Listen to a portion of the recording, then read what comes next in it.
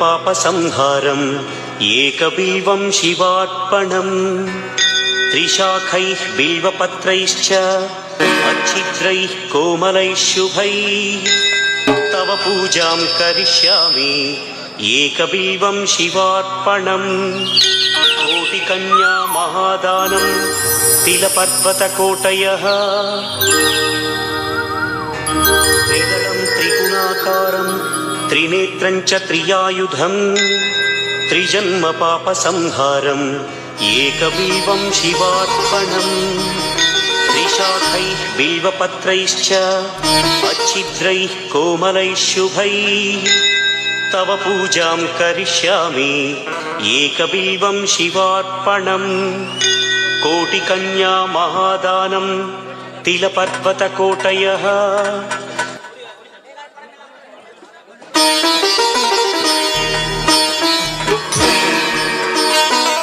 शरणं शरणं शरणं देवी कृपा करे पालिसु एनवरत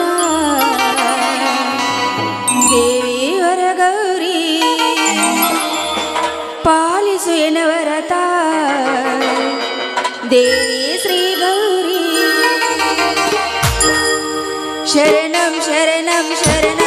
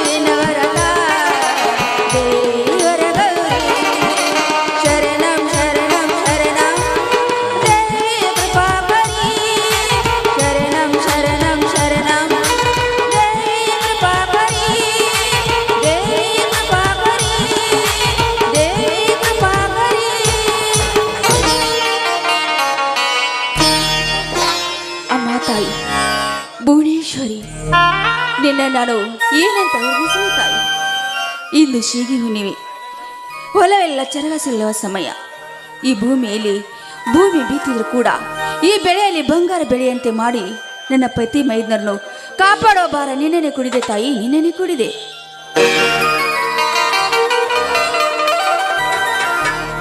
ಶಾರದಾ, ಶಾರದಾ, ಪೂಜೆ ಆಯ್ತೇನೆ? ರೀ ಬನ್ರಿ, ನಿಮ್ಮ ದಾರಿಯೇ ಕಾಯ್ತಾ ಇದೆ ರೀ. ಬಂದು ಆ ತಾಯಿಗೆ ಆಶೀರ್ವಾದ ಮಾಡಿ. ಹಾಗೇ ಆಗಲಿ.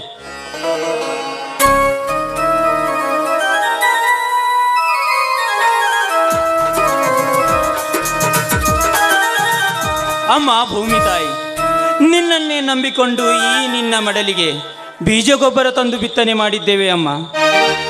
ಕಳೆದ ವರ್ಷ ಮೇಘರಾಜನ ಕೋಪಕ್ಕೆ ಜಲಪ್ರಳಯವಾಗಿ ಬೆಳೆದ ಬೆಳೆಯೆಲ್ಲ ನದಿಯ ಪಾಲಾಗಿ ಹೋಯಿತು.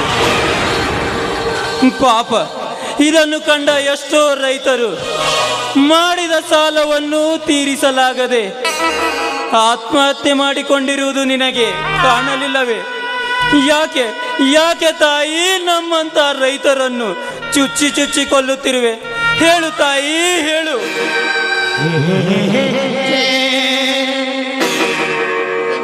ಹೋಗ್ಲಿ ಬಿಡ್ರಿ, ಅಷ್ಟೇ ಚಿಂತೆ ಮಾಡ್ತಾರ. ಈ ವರ್ಷ ಕೂಡ ಬೆಳೆ ಚೆನ್ನಾಗಿ ಬಂದಿದೆ. ನಮ್ಗೆ ಎಷ್ಟೇ ಸಾಕು ಸ್ವಾಮಿ, ಎಷ್ಟೇ ಸಾಕು. ಬನ್ನಿ, ಮಾತಿನ ಬರದಲ್ಲಿ ನಿಮಗೆ ಪ್ರಸಾದ ಕೊಡೋದನ್ನೇ ಮರ್ತು ಬಿಟ್ಟೆ. ಬನ್ನಿ, ಪ್ರಸಾದ ಕೊಡ್ತೀನಿ.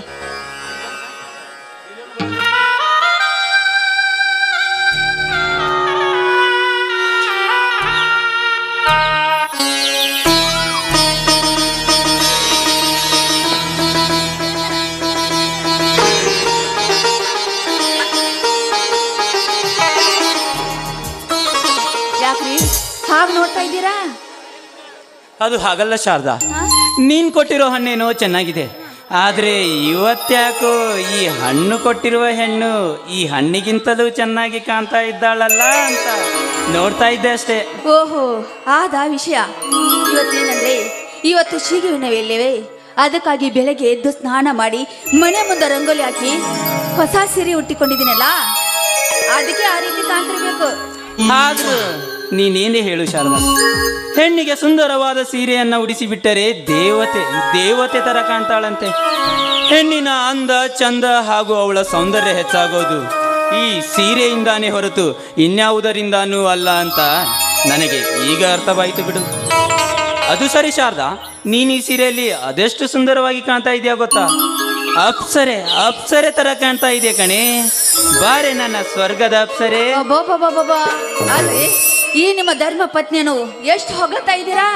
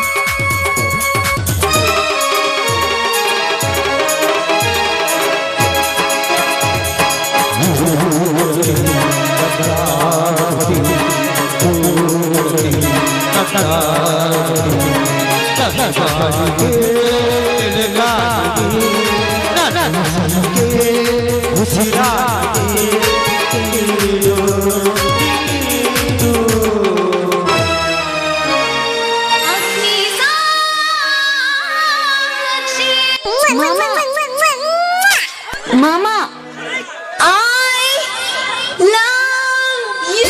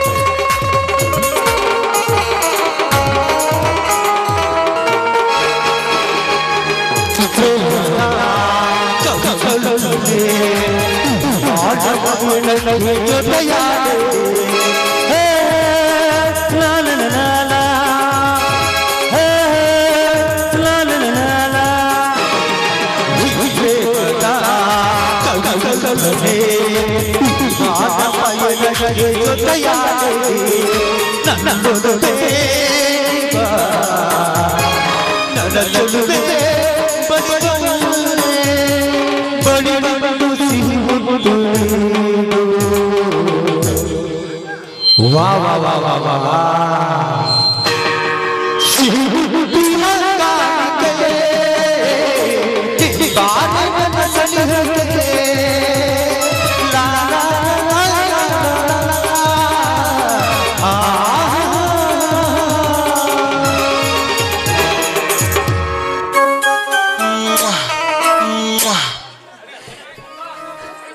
ಏನ್ರಿ ಈಗಲಾದ್ರೂ ಮುಗಿತಾ ನಿಮ್ಮ ಹಾಡ ಕುಣಿತ ಅಲ್ಲ ಪ್ರತಿ ವರ್ಷ ಕೂಡ ನನ್ನ ಜೊತೆ ಹಾಡಿ ಕುಣಿತಿದ್ದೀರಲ್ಲ ಯಾಕೆ ಅದನ್ನು ಹೇಳಿ.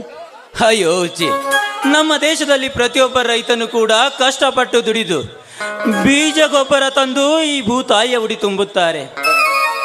ಈ ತುಂಬಿದ ಉಡಿ ಬಂಗಾರದ ಕಣಜವಾಗಲೆಂದು ಈ ಸೀಗೆ ಹುಣ್ಣಿಮೆ ದಿನ ಶೃಂಗಾರದಿಂದ ಅಲಂಕರಿಸಿ ಪೂಜಿಸುತ್ತಾರೆ.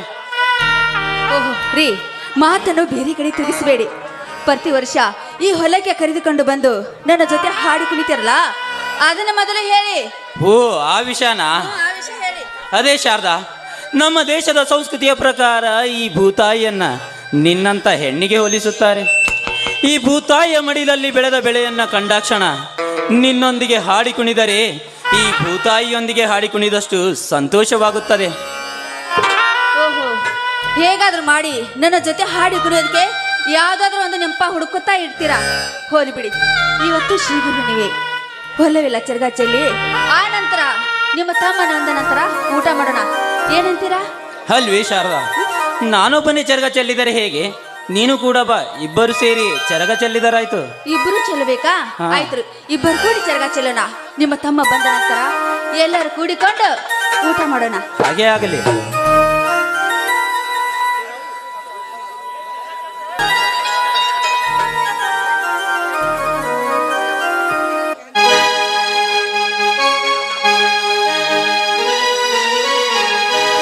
ಎಷ್ಟು ಹೇಳಿದರೂ ಕೇಳಲಿಲ್ಲ.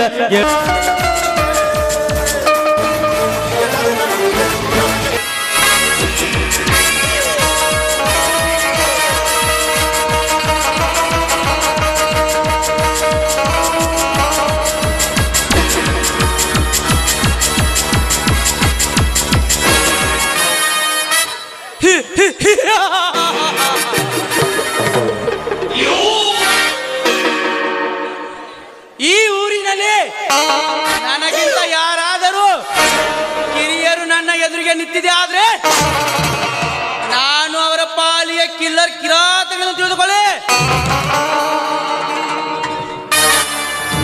ಒಂದು ಹೇಳಿ ಇದನ್ನು ಮರೆತು ನಾನೇ ಹಿರಿಯರನ್ನು ಹದ್ದು ಮೀರಿ ಬುದ್ಧಿ ಹೇಳಲು ಬಂದ್ರೆ ಬಂದಾದ ಹಿರಿಯರ ಪಾಲಿಗೆ ನನ್ನ ಹಿಟ್ಟಲಾಗಿನ ಚಾಣಾಕ್ಷನ ತೋರಿಸಬೇಕಾಗುತ್ತದೆ. ಎಚ್ಚರ. ಇದರಂತೆ ಅವರ ಪಾಡಿಗೆ ಅವರಿದ್ರೆ ಅವರಿಗೆ ಆ ಶ್ರೀರಾಮನ ಪಟ್ಟ, ಇಲ್ಲವಾದ್ರೆ ಈ ಉಗ್ರ ನರಸಿಂಹ ಕಟ್ಟಿಸಬೇಕಾಗುತ್ತದೆ. ಅವರಿಗೆ ಮಶಾಣದಲ್ಲಿ ಚಟ್ಟ.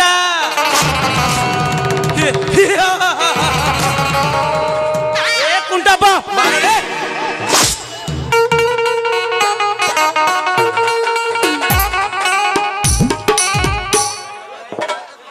ಇವತ್ತ ಸೋಮವಾರ ಜಾತ್ರಿ.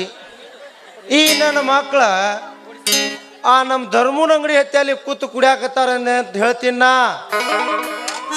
ಲೇ ಇಂಜಿನಿಯರ್ ಸಾಹೇಬ್ರ ಬರ್ರಿ ಪಟ.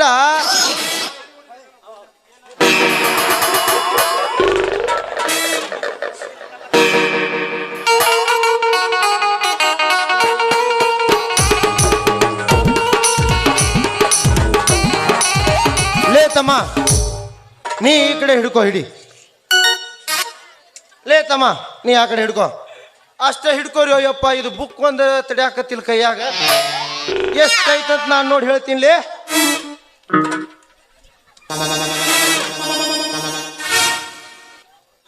ಸಾಹೇಬ್ರ ಆ ಇಂಜಿನಿಯರ್ ಎಲ್ಲೇ ಸ್ವಲ್ಪ ಕುಡಿಯಾಕತ್ತಾನತ್ರಿ, ಒಂದು 5 ನಿಮಿಷ ತಡ್ಕೋರಿ. ಏ ಬರ್ರಿ ಇಂಜಿನಿಯರ್ ಸಾಹೇಬ್ರ, ಜಲ್ದಿ ಬರ್ರಿ. ಯಪ್ಪ ಎಲ್ಲಿ ಕುಡ್ಕೋತ್ ಕೂತಿ. ಹಾ ಇಂಜಿನಿಯರ್ ಸಾಹೇಬ್ರ ಹರ್ಕೋರಿ ಅಪ್ಪ. ಏ ಇಲ್ರಿ ಅಪ್ಪ ಬರ್ಕೋರಿ. 86 ಮೀಟರ್ ಐತ್ ನೋಡ್ರಿ ಅಪ್ಪ.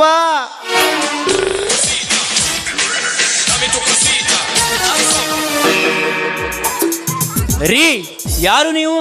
ನಮ್ಮ ಹೊಲದಲ್ಲೇ ಕೆಟೆ ಬಿಡುದು ಅಳತೆ ಮಾಡುತ್ತಿದ್ದೀರಾ? ಸಮಾಧಾನ ಮಾಡ್ಕೋರು ಶಿವಣ್ಣ, ಸಮಾಧಾನ ಮಾಡ್ಕೋ. ಈ ಹೊಲ ಏನ್ ನಿಂದಿಲ್ಲತ್ ಯಾರಂದ್ರು ಯಪ್ಪ. ಆದ್ರೆ ಇದನ್ನ ಅಳತಿ ಮಾಡೋದೈತಲ್ಲ ಟೇಪ್ ನಮ್ದಿರ್ತೈತ್ ನೋಡು ಯಪ್ಪ. ಅಂದರೆ ನಿಮ್ಮ ಮಾತಿನ ಅರ್ಥ ಇಲ್ಲಿ ನಮ್ಮ ದಣಿಯರ ಒಂದು ದೊಡ್ಡ ಆಸ್ಪತ್ರೆ ಕಟ್ಟಿಸುತ್ತಾರೆ, ಅದಕ್ಕೆ ಬೆಂಗಳೂರಿನಿಂದ ಇಂಜಿನಿಯರಿಂಗ್ ಕರೆಸಿ ಅಳತೆ ಮಾಡ್ತಾ ಇದೀವಿ. ಏನಿವಾಗ ಮುಚ್ಚು ಬಾಯಿ ಕತ್ತೆ ಬಡವ.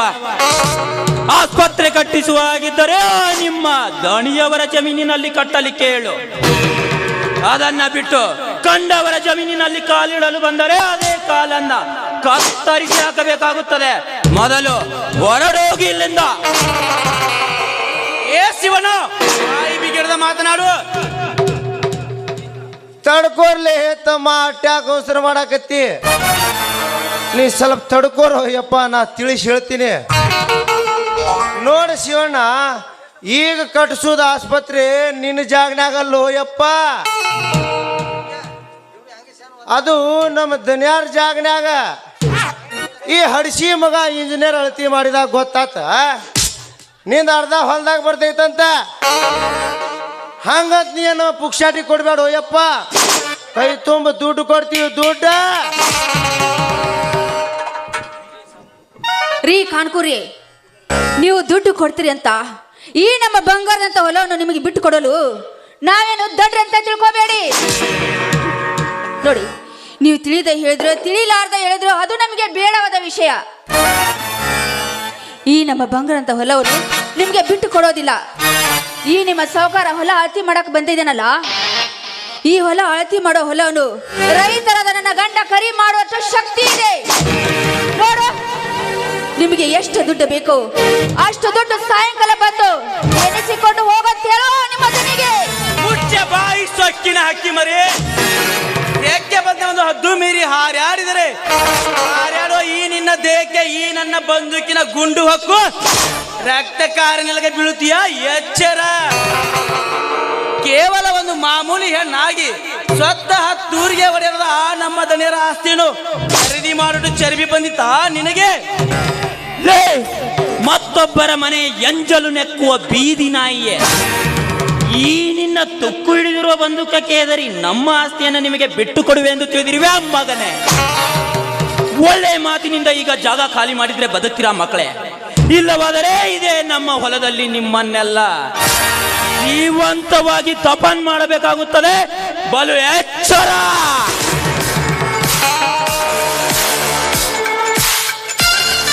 ಎಚ್ಚರ. ಈ ಉಗ್ರ ನರಸಿಂಹನಿಗೆ ಎಚ್ಚರ. ಎಚ್ಚರ. ಏ ಶಿವಣ್ಣ, ಹಲ್ಲು ಕಿತ್ತು ಹಾವಿನಂತೆ ಯಾಕೆ ಈ ರೀತಿ ಬುಚ್ಚಿಡ್ತೀಯ? ಸುಮ್ಮನೆ ನಮ್ಮ ಮಾತು ಕೇಳಿ ಈ ನಿನ್ನ ಜಮೀನು ಕೊಡೋದಕ್ಕೆ ಒಪ್ಪಿಕೋ, ಇಲ್ಲವಾದರೆ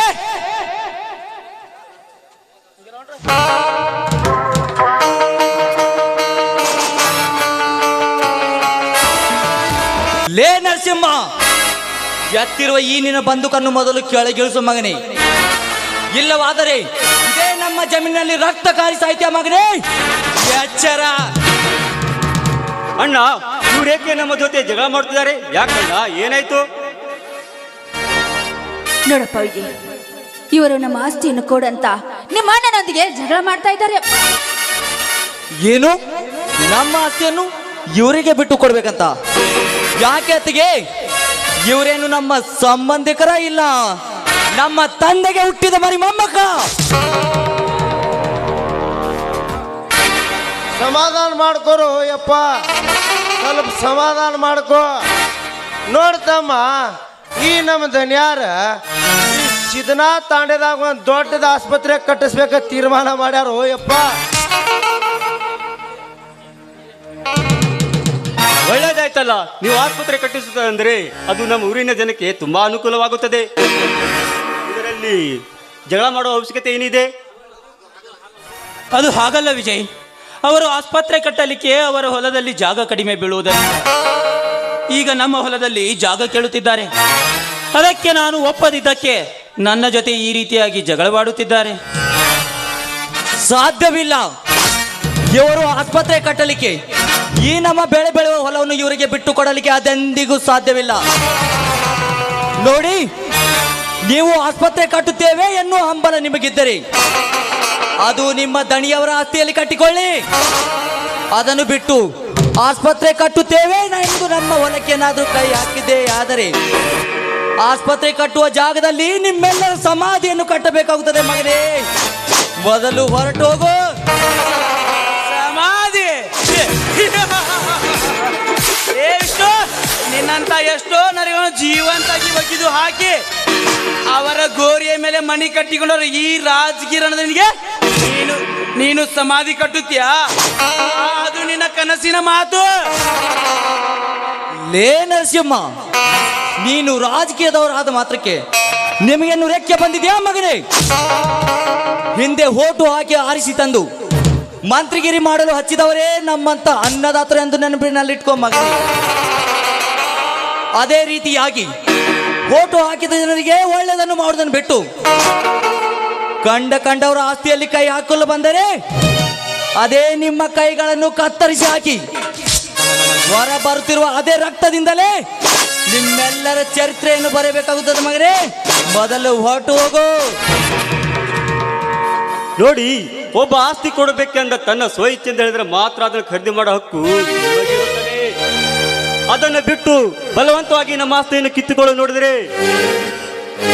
ಮುಂದೆ ಕಾನೂನಿನ ಪ್ರಕಾರ ಪೊಲೀಸ್ ಕಂಪ್ಲೇಂಟ್ ಕೊಟ್ಟು ಒದ್ದು ಒಳಗಾಗಬೇಕಾಗತ್ತೆ, ನೆನಪಿರಲಿ.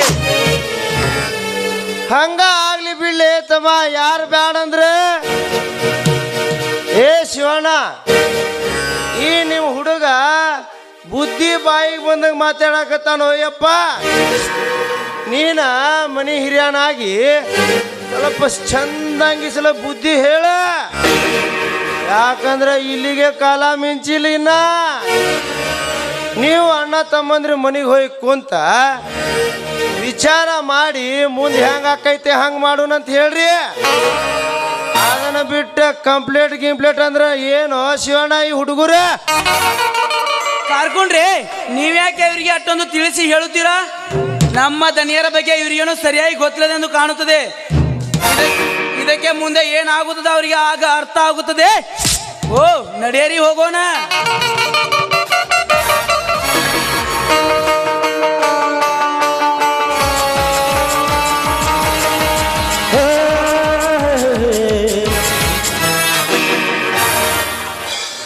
ಹಾ ವಿಷ್ಣು, ವಿಜಯ್, ನೀವು ಯಾವುದಕ್ಕೂ ಇದರ ಬಗ್ಗೆ ತಲೆ ಕೆಡಿಸಿಕೊಳ್ಳಬೇಡಿ.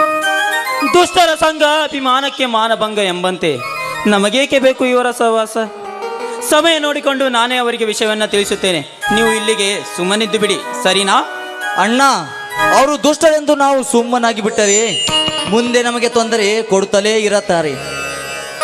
ಅದಕ್ಕೆ ಕಬ್ಬಿಣವನ್ನು ತಟ್ಟಲು ಹೋದರೆ ಅದೆಂದಿಗೂ ಬಗ್ಗಲಾರದಣ್ಣ, ಅದೆಂದಿಗೂ ಬಗ್ಗಲಾರದು. ಬೇಡ ವಿಜಯ್, ಮಧ್ಯ ಆ ರಾಜಕೀಯರು ವಿಷ ಜಂತುಗಳಿದ್ದಾಗೆ ಉಂಡು ಮನೆಗೆ ದ್ರೋಹ ಬಗೆಯ ವಿಷ ಜಂತುಗಳವರು. ಬೇಡಪ್ಪ, ಈ ವಿಷಯ ಇಲ್ಲಿಗೆ ಬಿಟ್ಟು ಬಿಡ್ರಿ. ಅತ್ತಿಗೆಮ್ಮ, ಈ ರೀತಿ ಕನಿಕರದಿಂದ ಕೈ ಕಟ್ಟಿಕೊಂಡು ಕೇಳಿಕೊಂಡರೆ ಕರಗುವ ಧನಿಕರಲ್ಲಮ್ಮ ಅವರು. ಜಾಣನಿಗೆ ಮಾತಿನ ಪೆಟ್ಟು, ಕೋಣನಿಗೆ ಡೊಣ್ಣೆ ಪೆಟ್ಟು ಎಂಬ ಅಡ್ಡಡ್ಡಾಗಿ ಹಾರಾಡುವ ದೊಡ್ಡ ದೊಡ್ಡ ರಾಜಕಾರಣಿಗಳಿಗೆಲ್ಲ ನಮ್ಮಂತ ಯುವಕರು ಶೆಡ್ಡು ಹೊಡೆದು ನಿಂತು ಡಮ್ ಡಮ್ ದಶಗುಣಮೆ ಅಂತಾಗಲೇ ಅವರಿಗೆ ಎಚ್ಚರವಾಗುತ್ತದೆ ಅತ್ತಿಯಮ್ಮ, ಆಗ ಎಚ್ಚರವಾಗುತ್ತದೆ. ವಿಷ್ಣು, ಒಂದು ಸಾರಿ ಹೇಳಿದರೆ ನಿನಗೆ ಅರ್ಥವಾಗುವುದಿಲ್ಲವೇ? ಈ ವಿಷಯವನ್ನ ಇಲ್ಲಿಗೆ ಬಿಟ್ಟಾಕಿ ಬಿಡು, ಅರ್ಥವಾಯಿತೇ? ಏನ್ರಿ, ಹೋಗ್ಲಿ ಬಿಡ್ರಿ. ಅವರಿಗೋಸ್ಕರ ನೀವು ಏಕೆ ಜಗಳ ಆಡ್ತೀರಾ? ಬನ್ನಿ, ಇವತ್ತು ಈ ಭೂಮಿ ಆಗಿತ್ತಿಗೆ ನಮಸ್ಕಾರ ಮಾಡೋಣ. ಆಯ್ತು ಅತ್ತಿಗೆಮ್ಮ.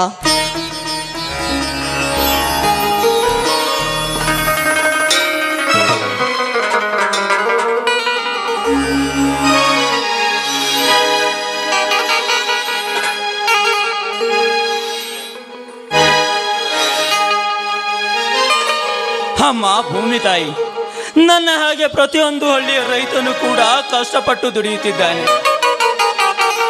ದುಡಿದ ಪ್ರತಿಫಲಕ್ಕೆ ಅವರಿಗೆ ಸರಿಯಾದ ಬೆಳೆಯನ್ನ ನೀಡಿ ಈ ನಿನ್ನ ಮಣ್ಣಿನ ಮಕ್ಕಳನ್ನ ಕೈ ಹಿಡಿದು ನಡೆಸುವ ಭಾರ ನಿನ್ನದಮ್ಮ, ನಿನ್ನದು. ಇರ್ಲಿ ಬಿಡ್ರಿ, ಇವತ್ತು ಈ ಭೂಮಾತೆಗೆ ನಮಸ್ಕರಿಸಿದಾಯ್ತು. ಬನ್ನಿ, ಎಲ್ಲರೂ ಸೇರಿಕೊಂಡು ಆ ಗಿಡ ತೆಳೆದ ಕುಳಿತುಕೊಂಡು ಎಲ್ಲರೂ ಊಟ ಮಾಡೋಣ. ಏನಂತೀರಾ? ಏನ್ರಪ್ಪ, ಮೈದಿಂದ ಹಸು ಆಗಿಲ್ವಾ? ಆಯ್ತು, ಇದೇ ಸಂತೋಷದಲ್ಲಿ ಎಲ್ಲರೂ ಸೇರಿಕೊಂಡು ಹಾಡು ಹಾಡೋಣ.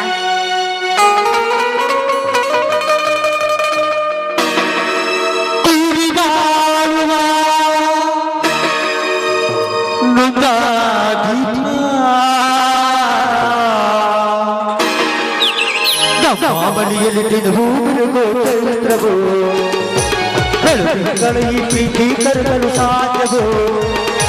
ನಮ್ಮ ಮನೆಯಲ್ಲಿ ಮಿರುಗು ಚೈತ್ರವೋ? ಈ ಪ್ರೀತಿ ಕರಗಲು ಸಾಧ್ಯವೋ? ಸತ್ತು ಪ್ರಮಾಣ ನಿರ್ಮಾಣ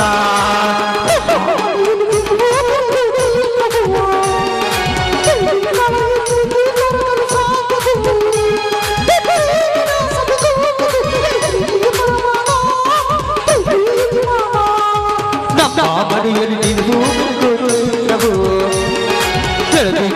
ಪ್ರೀತಿ ಕರಗಲು ಸಾಧ್ಯವೋ?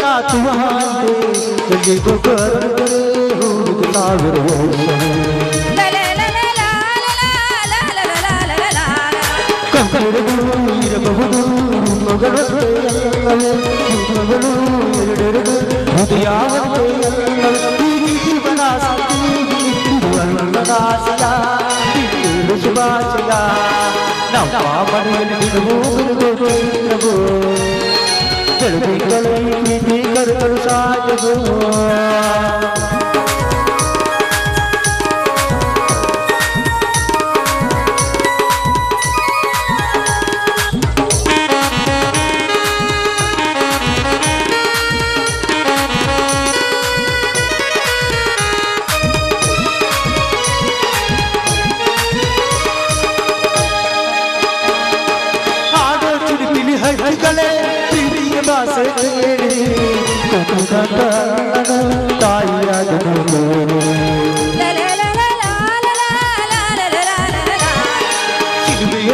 ನೀಡಿದರು ನಗುವಿನ ಬರದೆ ತುಂಬಿದೆ ಹಾರಾಡೋ ಮನಸ್ಸಿಗೆ ಆಕಾಶವು ನೀಡಾದೆ ಈ ಜೀವನ ಸಂಗೀತ ಅನ್ನದಾಸೆಯ ಕೇಳು ಸುವಾಸಿಯ ಲಾ ಲಾ ಲಾ ಲಾ ಲಾ ಲಾ ಲಾ ಲಾ ಲಾ ಲಾ